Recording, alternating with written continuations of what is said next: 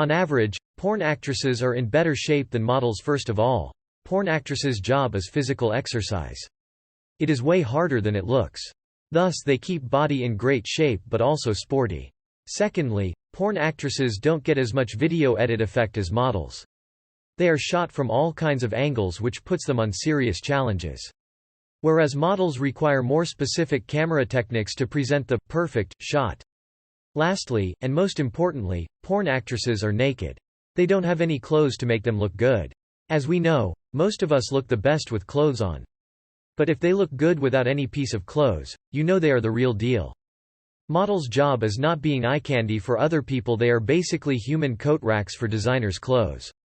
Most of them have slim body with no curves, so clothes would look decent, which is not everyone's beauty type. Sex burns a lot of calories. Models aren't supposed to be in shape. They're supposed to be thin and tall and have the right bone structure to model clothing. Many models are so undernourished they pass out on a regular basis. Greater than porn actresses don't get as much video edit effect. LMAO.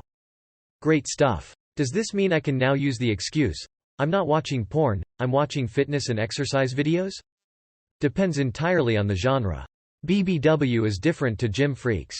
And MILFs are different to petites. And then there's PAWGs and thick bishes too.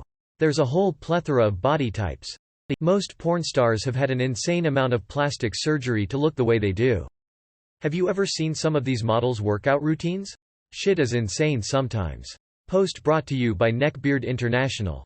I can't imagine being a grown man coming onto the internet to write something like this. I genuinely have so much second-hand embarrassment. Average Redditor and their porn addictions. Thank you for this very useful vocational information that you've shared with us today.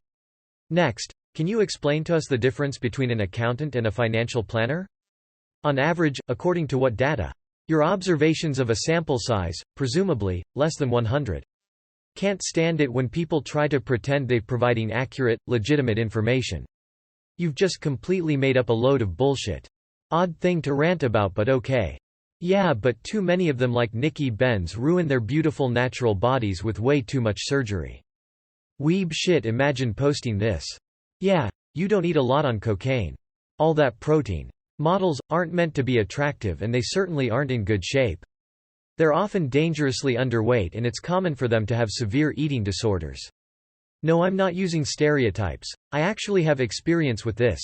They are literally meant to be a human clothes rack, to hold up clothes, that's all. Porn stars have to be in halfway decent shape to keep up the activity they do. But I'd also say many of them are not overly healthy or incredibly attractive either.